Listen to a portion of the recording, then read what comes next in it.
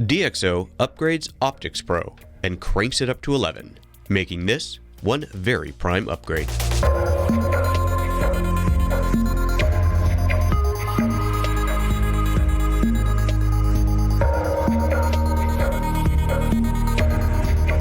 This is TWiP Apps, DxO Optics Pro 11. In this episode of TWiP Apps, I welcome a very special guest and longtime friend, Kirk Paulsen, from the company DxO. DxO is a name you've undoubtedly heard before, possibly as the DxO Mark score on a camera or lens you are researching, or on their new camera, the DxO ONE. Perhaps you own some of their software, such as the DxO FilmPack, or ViewPoint, or Optics Pro. And that last one is what we'll be looking at today. DxO has just released a major update to DxO Optics Pro, now at version 11. And in today's show, we'll get a close-up look at what's new and improved in this release, as well as talk about workflow and integration between Optics Pro and Lightroom, or whichever digital asset manager you use. I'm your host, Photo Joseph, and this is TWiP Apps.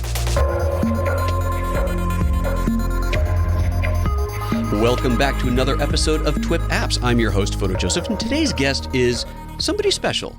Today's guest is a little bit unusual in that my guest is actually a longtime friend, my former boss at Apple, and currently a client.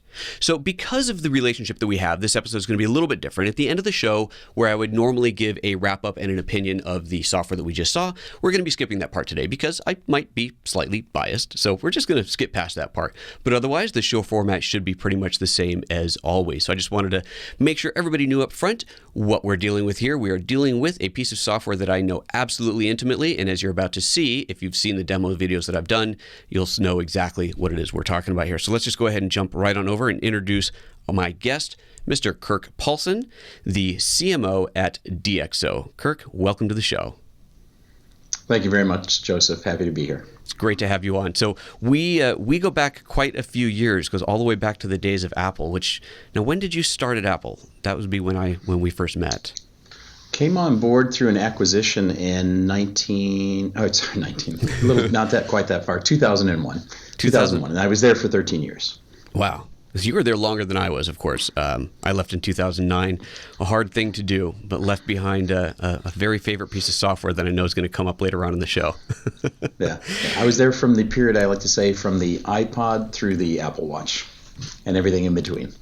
Excellent. It's a pretty good range of time to be there. And nothing too dramatic has happened since then, the Apple Watch being the last big release. So I guess hopefully we'll see something major coming up soon. Who knows? Oh, I'm sure we will. I'm sure we will. I'm sure you might actually know some of these things, but we won't even ask. So today's presentation is going to be all about a brand new version of DxO Optics Pro. And before we get into the actual product itself, why don't you give our viewers a little bit of a background of the company that you're now working with, DxO, and tell us kind of the history of the company, how long it's been around, and that sort of thing. Sure. DxO, formerly referred to as DxO Labs, has been around since 2003, so quite some time. The three founders work very, very closely together. It includes our chief scientist and his team of PhDs in image science, our lead hardware architect, who is also the chief financial officer, and then, of course, the founder and CEO. They're based in a suburb just outside of Paris, a neighborhood by the name of Boulogne-Billancourt. And I'm broadcasting today from our satellite facility in San Francisco. Pretty interesting history of the company. I'll be as brief as possible. They actually started out by saving people's lives. They had algorithms they were developing to determine in pools, public pools in France, determine when a person was actually swimming or when they had ceased moving, in order to identify that and help save lives. And underwater cameras were being used. And because of fisheye lenses and optics in the pools, they used applied mathematics to correct for some of those distortions. And one thing led to another, and now they are the world's leading experts in imaging science when it comes to automatic corrections for all sorts of optical distortions. Wow. Their technology is embedded, in fact, in over 300 million devices, such as smartphones and tablets. So experts in miniaturization of camera sensors and lenses. And the software that we'll be demonstrating today has been around for over a decade, and it leverages a lot of the technology that they have perfected over the years. Oh, that's cool. I never knew that story of how it started. That's great. Oh, learn something every day. Very nice. Yep. All right, so the product we're looking at today is DxO Optics Pro. And of course, this podcast is timed to coincide with the launch of the latest version, DxO Optics Pro 11. So obviously the 11th version of this, as you said, it's been around for quite a while. Before we get into the demo itself, why don't you give our audience a brief overview of who the product is for, its kind of general purpose, and the price of it? Sure. Optics Pro is the flagship of their desktop applications. It's cross-platform, operates on both Mac and PC, and it's beloved by, I'll say, serious photographers. So not strictly for pros, but for people who are very passionate about their images and want to get the most out of their images and get the most out of their equipment. Its claim to fame, what makes it really unique, is that it reads the metadata in your images, and it understands first everything about your camera calibration, what sensor you used, what lens, focal length, etc., and then it leverages all of that information to automatically apply quite a number of corrections to your images without you doing anything. So as deep and advanced as it can be for the serious photographer, it is in fact perfect for novices because of the fact that these functions are completely automatic. Nice. Yeah, I have, obviously, having used it quite a bit, it is wonderful to see how you import a picture and it's just suddenly better. And there's nothing you have to do to make that happen. But of course, there's a lot more that you can do once you get into it. Exactly. All right. Well, let's just go ahead and switch over to the demo then and start taking a look at the software and give us a tour of what's in there. And so I'm assuming you're going to give us kind of a basic tour of the app itself, but highlight, of course, what's new in this newest version. Absolutely. All righty. Absolutely. Okay. So I'm operating on a Mac. For obvious reasons, having been at Apple for all those years. Now, what I've done is, for purposes of demonstration, is I've actually, prior to the demo, I have manually deleted one of our optics modules. So the optics modules are presented to you the very first time you point at a folder of images. It looks at the metadata in the images and invites you to download what we refer to as optics modules that are specific to every make and model of the camera and lens that you use to capture that photograph. So there's an you individual. Don't have to set any of that up. So there's a separate module for each camera and lens. Not only for each camera and lens, but if you're using a telephoto, a zoom, for example, for each focal length that you're using it, and even for the aperture ranges themselves. Those are very specific in reading the camera calibration data.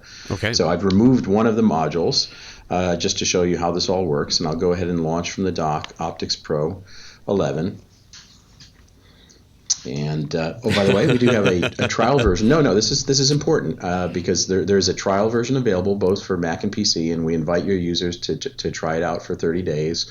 Images are not watermarked or anything of the sort, so they can really experiment with it and see what it's all about. And we do want them to test it on their own images. Great. That's obviously where the real proof is. So you see what's happened. Without me doing anything, it recognizes that one of the optics modules is not available. And it's looking at the metadata. You can see over here in the EXIF data on this particular photo that I shot this with a Canon 1D Mark III with a 100 to 400 millimeter zoom. And that's exactly what the optics module says right here.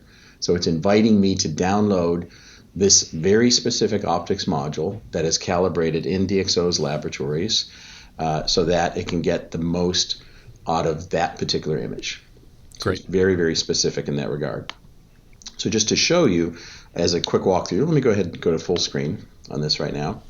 What it's done without me doing anything at all.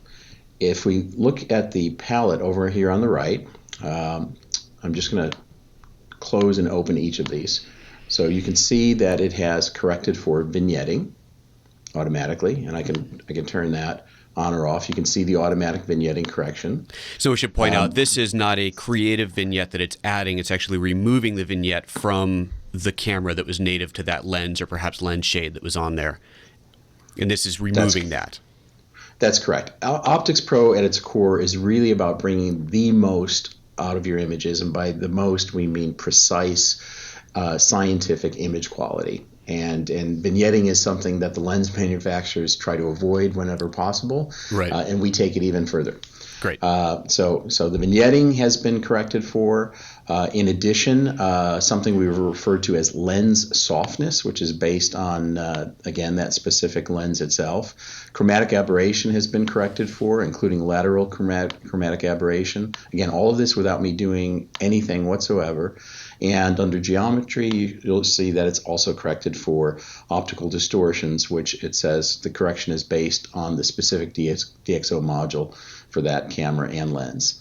And so just to give you an idea of what it's done, let me just zoom in 1-to-1 on this particular image here and press the compare button. And so we'll look at the original RAW itself as shot, and now there's the image that it's corrected. You could just see in terms of the sharpness of the image and the details, the lens softness, and all of that has been taken care of completely automatically without doing me anything, without me having to do anything whatsoever. That's great. Very simple. It's pretty remarkable. I mean, even your kit lens becomes a really usable lens out in the field. Nice.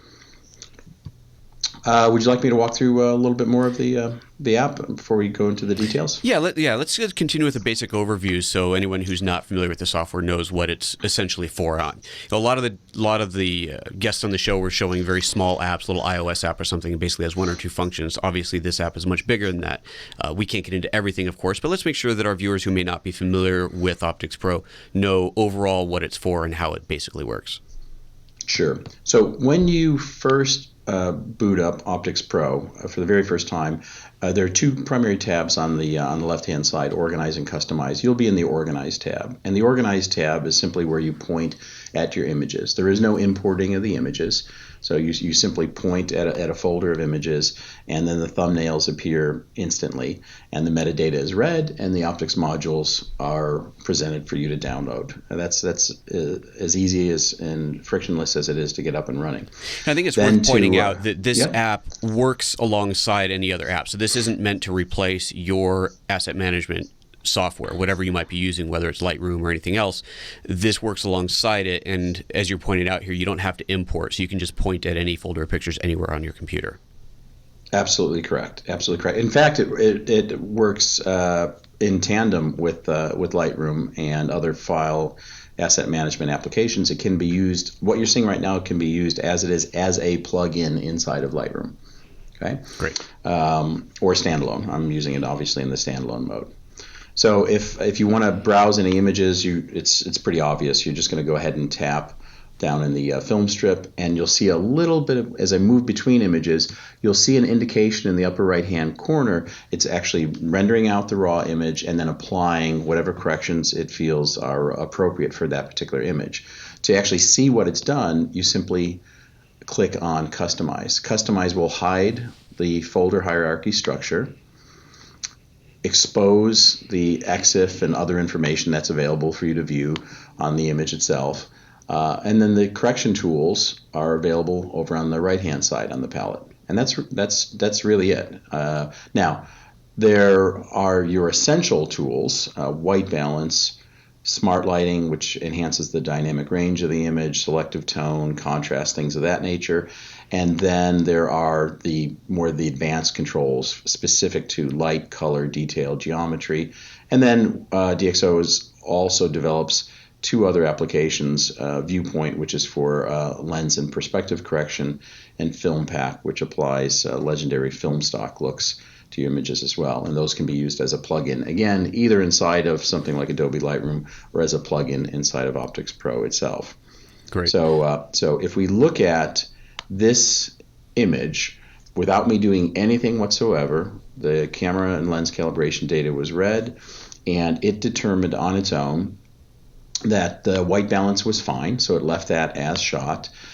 It enhanced the dynamic range slightly with a feature referred to as smart lighting. We'll get into that in a little bit.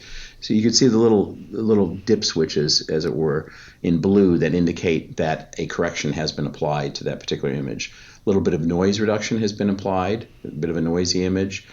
Crop is related to the distortion corrections as well. And vignetting again on this image. And color rendering. based on the camera profile, lens softness again, chromatic aberration. So all of that has been performed, all of those corrections without me doing anything at all, to compare what it's done, to see what it's actually accomplished and the impact on the image. You can either click the compare button, which is right up top in the toolbar. That's a pretty dramatic shift. Or you can just use toggle key command. On the Mac, it happens to be the D key, so I can just press D down and remove. And you can see that the results are absolutely dramatic. So that's why I say it appeals equally to serious photographers that want to go in and tweak each of these in detail, as well as to the novice that just wants to get more out of their images, and they don't even know where to begin. Sure. They, might be intimidated by dozens of sliders. Like, where do I even start? In this case, we do it for them. So now all the different adjustments that we just went through, are those same ones, so white balance, smart lighting, noise reduction, and so on, are those same modules going to be applied to every photo, or is every photo unique and it looks at it and says, well, this one doesn't need noise reduction, or this one doesn't need smart lighting, doesn't need white balance, and just leaves it, doesn't even turn them on? The corrections are unique to each and every photo. Okay. So the optics module is specific to distortion, vignetting, chromatic aberration, and lens softness. That's what the optics module corrects on each and every image. Then the applied mathematics look further at the image to, as you suggest, determine if something else needs to be done. A little bit of noise correction, maybe enhance the dynamic range a little bit further. And that's on an image-by-image basis. Got it. All right. Very good. Yeah, and then there are some other features that have been introduced over the various major updates that you can enable with just a click. So if I go to this photo, for example, here's a nice landscape image, and this happens to have been shot with the DxO ONE camera, which is a miniaturized pro-quality camera that DxO ONE also manufactures, and it connects directly to your iPhone. So this was shot with the DxO ONE, and a number of improvements, corrections have been applied to the image. Again, we can see the original and the corrected image, but there's quite a bit of haze in the background. And so one of the features that was added a few releases ago is something DxO refers to as Clearview, and you can see it over here in the palette. I'll just go ahead and open up that little block, and to enable it, I simply turn it on. So I just flip the switch, and that's it. It's analyzed the image, and it's brought out detail, and it's enhanced the colors, and it's dramatically reduced the haze in the background. And this feature is also ideal for removing smog from urban photos as well. And you do have a slider right here, you can see, and you can adjust the intensity of it if you choose to. But by and large, the team at DxO really knows what they're doing, and they're studying every aspect of that particular photo and saying, based on their expertise, decades of experience, they think that's the precise setting for that particular feature to enhance that landscape. So that slider position that's at 50 right now, is it that slider might be in a different position depending on the photo, or 50 is kind of a middle ground, a default, and that might have more or less applied to it, and then you adjust from there to add even more or take out even less? But it's always going to be at that center point. It depends on the specific tool. Some of the tools will set themselves to a default, and some of them are based on the specific image itself. And to find out more about any particular correction and exactly what it's doing, there's a little tiny question mark just to the right of it. You can just open that up and then read exactly what it says, and it'll tell you a little bit more about that particular tool. Got it. Okay. So either let it do its thing and automatically correct the photo, or flip a couple of the switches, turn them on, turn them off to see their impact on the image. And even if you went crazy with some of these controls and you wanted to reset it, there's a large reset button in the upper right-hand corner, and you can just click that, and that's going to take you back to the default corrections for DxO. So in this case, the default did not include the clear view, so it actually disabled that entirely, and I can just re-enable that by flipping it on. Got it. Okay. Excellent.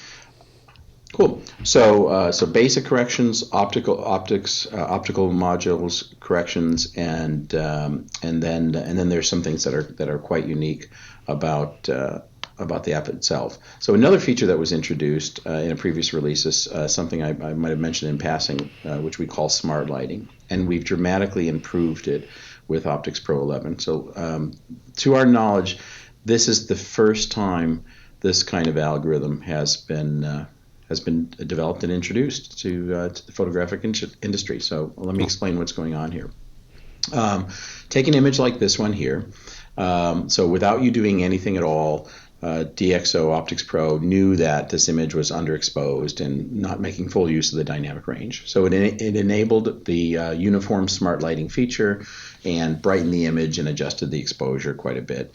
Now, say I want to get a little bit more out of that image. There's a pop-up mode control here, and I could boost it to medium. I could go even further to strong. But with the uniform smart lighting, the image at some point starts to become a bit washed out and very, very flat. We've added a new feature. The button is directly to the right, and it's called spot weighted. So this is a spot weighted correction, and it's designed to mimic the effect of spot metering in camera, but in post and with added flexibility. So looking at the image and what it looks like right now, watch what happens when I simply click on spot weighted. What has happened automatically just by enabling the feature is it has extended the dynamic range, it has added a fill light, it has improved the contrast while optimizing the illumination on faces. And it was able to do that specifically because you can see this little green check mark right here. It detected a face. So this version of Optics Pro has built-in face detection, and we leverage it with a number of the corrections. So in this case, if I click on the tool, you can see there, that's where the face was detected. That defined a region of interest, and that region of interest was used to apply a very sophisticated tone map to the entire photo. So we're not talking about localized corrections just in this one area. We're talking about a tone map that's applied globally to the entire image, but that tone map is based on this specific region of interest. And I can move this around, I can make it larger or smaller, so you can see instantly what kind of a dramatic impact it would have on the photo, similar to moving around my spot meter adjustment in camera when I'm out in the field. But it's really quite remarkable in what it's able to do. It can recognize multiple images as well. So if I click it on this particular photo, and let me boost it up, and I'll turn on the tool, you can see here it's detected two different faces, and it's used information from both of those regions of interest to then assign a very intelligently defined tone map to the entire photo. So in this case, we've gone from here with the couple being severely in shadow, heavily backlit at this particular wedding, to something like that. And I didn't move a single slider. Right. It's doing all those corrections for me, which is remarkable. And it has the ability to salvage images that are previously thought unusable. This one here with the sunset in the background. I mean, the father with the daughter on his shoulders are completely in shadow. And yet, if I enable the spot weighted feature and I boost it to strong, you can see we've now gone from here to here. And again, it's done that because it's found the face and the father and used that to help correct the photo, enhance the dynamic range using this tone map that it's applied. It can also be used on photos where a face hasn't been detected, either because the person is in profile. For example, in this case, it's saying no face detected, but I can go in here and I can define a region just by click dragging like so. And so now we've gone from this completely in shadow with a little bit of illumination on his face to really nice extended dynamic range for this photo. So you do that. And even for landscape photos where there's no person in the photo whatsoever. So here we've got either the sunrise or the sunset in the background. And I guess it's sunrise. It says 8:50 a.m. in the EXIF data. Of course, there's no face that's been detected in this, but I can do something quite unique. I can actually define two different regions of interest. So in effect, I'm creating a multi-spot metering setup for this photo.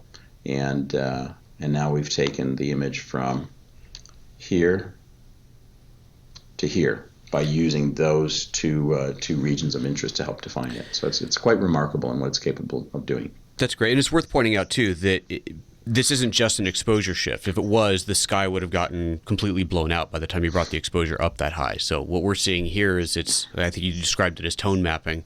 It is doing something different to the sky than it is to that shadowed foreground that you selected as a region of interest.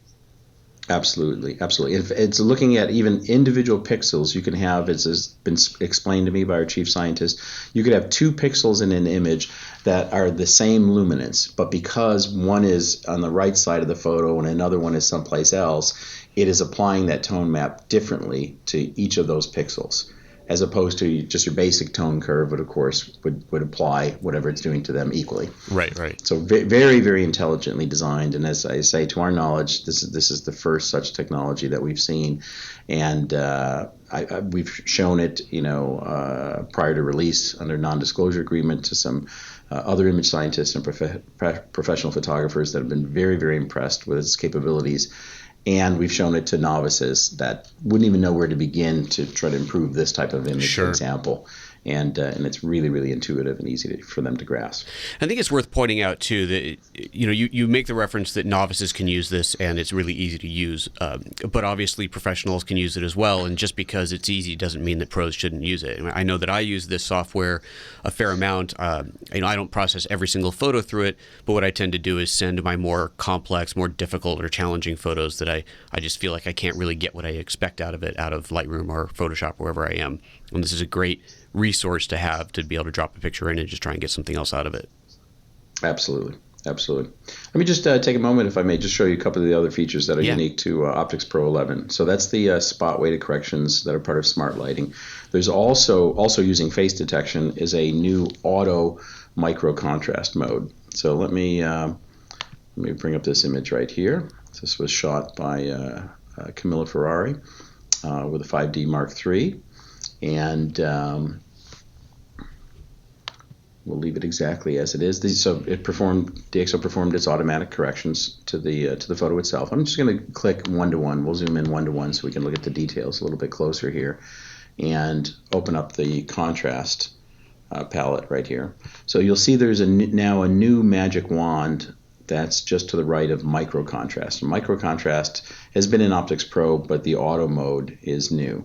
By clicking auto, it's again taking a close look at that photo, analyzing it, and then assigning a value which it believes is most appropriate to accentuate the fine details in that particular image. And you can see, if I turn it off, that we've gone from here to here. And it's really, really dramatic in what it's able to do. And this isn't sharpening. It's not a sharpening algorithm so much. It's a contrast algorithm that's looking for high contrast areas or very fine detailed high contrast areas. What is it actually looking for here? Just the finest of the details. And so if you were to compare it, say, for example, to, I'm not a Lightroom expert by any means, but clarity, I think you'll find that the micro contrast tool inside of Optics Pro, it will leave larger details intact and only accentuate the finest details. But it's really remarkable. It just gives you just that right amount of pop to your photos. But as you can appreciate, it's one thing to enhance the fine details in landscape images or photos of rusty old cars or planes or things of that nature, but it's not the sort of thing that's appropriate for portraits or faces.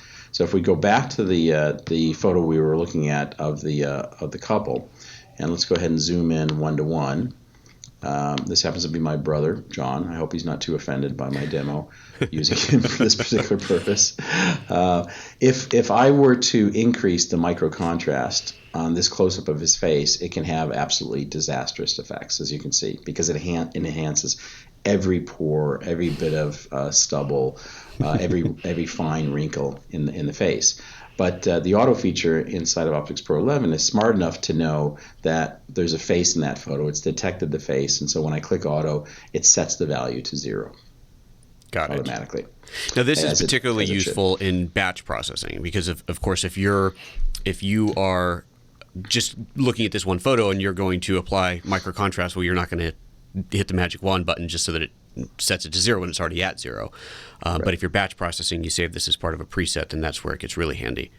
And that's the key. That's absolutely key. And that's one of the, I'm really glad you mentioned that, because that's one of the key advantages of Optics Pro, is being able to create a preset and then apply it as a batch to dozens of photos. And it's not just cookie cutter copying and pasting your settings onto each of those images. It's literally using that same calibration data for each and every image, analyzing it, and then making modifications to that. In the case of micro contrast, as I suggest, it's either going to apply it to a certain value or leave the value at 0, depending on whether it's detected a face, and also whether or not it's a high ISO image. Because as you can appreciate, the last thing you want to do is accentuate the fine details in a noisy image. So it looks at that as well, and it will also leave the value at 0. But while we're on the face, I just want to point out one other really cool use of micro contrast when it comes to portraits, and that is by manually, in this case, not automatically, but by manually sliding the value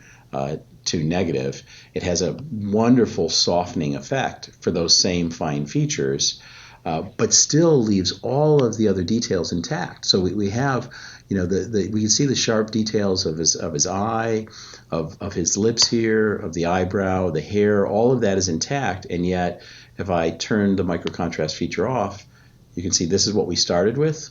Hot day, ruddy complexion, bit warm outside, nice, natural, soft. So it's a beautiful tool to use for portraits as well. Great. So the auto micro contrast is, as I suggested, is all brand new. And then one other feature, a third one, that also makes use of the face detection is automatic red eye correction. And so if we look at this photo right here, with these severe red eye reflections in the light itself, the red eye feature is under the detail palette right here, and you simply turn it on, and it's done. So it's detecting the face, it's detecting each of the eyes, it's detecting the pupils, and it's removing the red eye and applying the correction automatically. And to your point, that means that I could use it as a batch process. So if I had dozens of photos, some with, some without red eye, say at a wedding or a party, for example, I could just run them all through as a batch process, and it would do the job for me. And it actually tells me in this case that 2 red eyes have been detected in this photo. If I want, for whatever reason, to see what it's done, I can enable the tool itself and then simply hover over, and you can see right there that it's found the eye, it's found the pupil. I have some tools. I can remove it. I can manipulate it if I want to. But you can see it's incredibly accurate in its ability to identify the eyes and the pupils. If for whatever reason it failed to do so, like in that particular case, somebody was in severe profile. In this case, it found it anyway. But if it did fail to do so, then I could just click drag over that area. It'll find the pupil and remove it automatically. But the beauty of this is you don't have to say, here are the eyes. Let it do its magic as a batch process and remove it. So there you have it. Three new features, all of which make use of built-in face detection, the spot weighted correction and smart lighting, the auto micro contrast, and the auto red eye. Fantastic. Well, clearly a worthy upgrade. Lots of great new features in there for sure. One thing do you mind if I just show you one more feature? No, go ahead. I've saved one of the best for last. Our image scientists are very proud of our PRIME noise reduction algorithms. PRIME is an acronym for probabilistic raw image enhancement, and we believe this is the industry's leading noise reduction software, and they've made it even better. Now, it's in the case of PRIME, it's so intense that it's only applied to the image when the image is actually rendered out.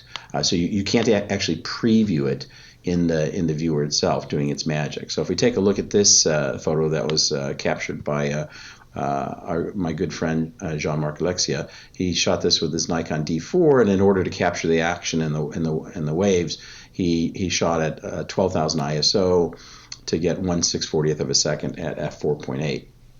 If we go back up to where the noise reduction is right here, the default noise reduction is something we call HQ, high quality, which is a fast noise reduction. To enable PRIME, you actually have to click on it and say, no, I want to see what this is capable of doing. And to view it, you view it in this little region of interest area here, not in the viewer itself. And so you have a little window that you can actually drag into position like so. It does its magic. It renders out and applies it. and then you can see the impact. And so if I slide it just a little bit more so we can see some of the black here, and I'm going to turn it off. At 12,000 ISO, there's lots of chrominance noise scattered throughout the drops right there. Enable it, let it process just within this region of interest, and all of that is removed, and yet all of the fine details are left intact. So with this particular version of Prime, bokehs and soft transitions are better preserved, as are details and colors, particularly in the darker or shadow areas. And as I said, it's applied when the image is rendered out, and it can take a while. It can, depending on the size of your image and the amount of noise. It could previously take a half minute to a minute per image to process out your high-res JPEG. With this version, you'll find the processing is actually up to 4 times faster. And in fact, the higher the ISO, the better the benefit of the processing time. So huge improvement for Prime, noise reduction. Again, it's just one of those tools that DxO has developed that I think is extremely useful, and it's great to have as just another tool in your arsenal.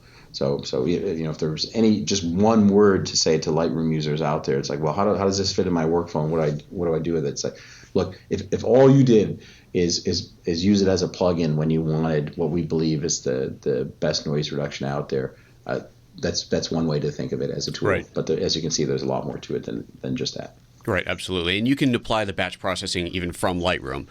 You can send out multiple images at once and apply a batch process to those. Absolutely. Yeah, very Absolutely. good. Yeah. Great. Well, thank you so much for that. One thing we didn't hit in the beginning is the price. What is the price point of Optics Pro 11? So there are 2 different versions. There's an essential version, which is sort of the basic version, doesn't include some of the features like Prime, and the Elite version. The Elite is what most customers gravitate towards. US dollars, $199. However, I don't want to limit the time of your particular podcast, but I will tell you that for the launch month of June, there will be a substantial discount. On that. Great. So we're pricing it at $149 for the month of June 2016. Okay, good. Well, there you go, folks. If you're listening to this in the month of June or watching this in the month of June, make sure that you, if you're interested, you grab it while the grabbing is good. And then, is there an upgrade price for current users? There is an upgrade price as well. I invite existing users to visit DxO.com to see the specific upgrade pricing in their local currency. Okay, very good. Thank you so much. Well, appreciate that, Kirk. This is good. Obviously, I've seen most of this before, but I think I learned a thing or two in here as well, and it is great software. I said I'm not going to give a opinion because obviously it's biased, but I will tell people that I do use this myself. It is a great piece of software. All right, well, we are going to move on to the portion of our show where we ask the guest to pick one of their favorite apps, and this app can be on any platform. It can be on the desktop or on a mobile device. The only caveat is that it can't be an app made by your own company. So, Kirk, what is your favorite photo-related app on any platform? So my favorite photo-related app on any platform, not developed by DxO, would have to be Apple's Aperture. So I understand that it's no longer available for sale and it's no longer in development. Was very pleased to see that it continues to operate just fine on El Capitan, Apple's latest OS X release. But very near and dear to me, I have well over 200,000 large raw files in that library, well over 4 gigabytes of data, and I just don't think that anything has come close to it, particularly when it comes to culling through thousands and thousands of images. My youngest daughter, just graduated from university last weekend. I shot 1,000 images, and other parents around were asking me if I could send them to them. Got back to the hotel room. Literally within minutes, I had culled from 1,000 down to my 50 selects and was emailing photos out to the parents. They couldn't believe that this person they just met who said, "Oh yeah, sure, I'll send you the photos." Was able to do it that quickly. Nice. So that would have to be my favorite non-DxO app. Yeah. Yeah, I have to say we all miss Aperture. I'm sure many listeners are well aware of my history with the app as well, and it is a sad thing to see that gone officially, and I'm sure one of these days it's just going to stop working. Sad. I'll have to migrate away from it at some point. But do you know where you'll go yet? That day has not come. Well, in terms of my image processing and toning, clearly I've migrated to Optics Pro. So I'll do my selections, my culling and aperture, and then export out the original RAWs. And I have to say, given the fact that a lot of these tools in Optics Pro are completely automatic and instantaneous, it has shaved literally hours off of my retouching and toning time for my selects. That's great. Very good. Cool. Well, maybe that's the kind of thing we'd actually could get on the photoapps.expert site. It would be great to get either from you or something we can work on together, but to have a workflow outline to show people just how quickly they can process the images. So I think for a lot of users, you have a perception of if you're going to use another piece of software, so you're in, let's say, Lightroom, and if I have to go use something else, that's just going to add time. And if I can do it all in Lightroom or whatever your host app is, then that's going to be faster. But if you're saying that you can save time, even though you have to step into another tool, if it is going to save time overall, that's a workflow that is worth discussing and putting an article or a video up on the site for. I think with a lot of these tools, I think photographers who are pressed for time don't even make the effort to correct for some of these, certainly for some of these optical corrections. Sure, right? sure. Vignetting and lens softness and distortion, because it's too precise, and they have to set it up for that specific camera maker lens model. So just for that alone, absolutely, it's completely automatic and super fast in that regard. Right on. Well, we'll talk about that later. We'll see if we can get something up on the site for that. Very good. Well, everybody, that does bring us to the end of the show here. So before we sign off with Kirk, where can our viewers find more information about DxO, and where can they find you on the social medias? So I certainly invite them to visit our website, which is simply dxo.com. In fact, they'll also find some handy video tutorials up there that were produced by yours truly. They might see a familiar face on there. Twitter at DxO Labs, Instagram at DxO, #DxO Made. DxO Made. I haven't seen that one before. Cool. Very good. All right. Well, thank you so much for being on the show, Kirk. Really appreciate your time. That was fun to see. And even though, again, I'm quite familiar with the app, it was a joy to see it demoed by someone who knows it so well inside and out. Thanks so much, Joseph. Thank you. Take care. Bye-bye. Bye. All right, folks, so that does bring us to the end of another episode of TWiP Apps. I'm your host, Photo Joseph, and you can find me on the socials at Photo Joseph, as well as on my website, photoapps.expert. Be sure to follow us on Twitter and Facebook, and to visit our website at thisweekinphoto.com, where you can sign up for our email list to be notified of new episodes and to get exclusive subscriber bonuses. If you're watching this on YouTube, be sure to comment, like, and subscribe. And if you're watching on our website, you can subscribe to the show using the subscribe box on this page. If you have feedback, suggestions, or comments about the show, you can reach me, Photo Joseph, directly by using our contact form. Just click on the Contact Us menu at the top of that webpage there. And finally, if you're a developer and would like to be a guest on the TWiP Apps show, click that same Contact Us button at thisweekinphoto.com and let us know what you've got. And with that, it's time to put your lens cap back on and go edit some photos. Bye-bye.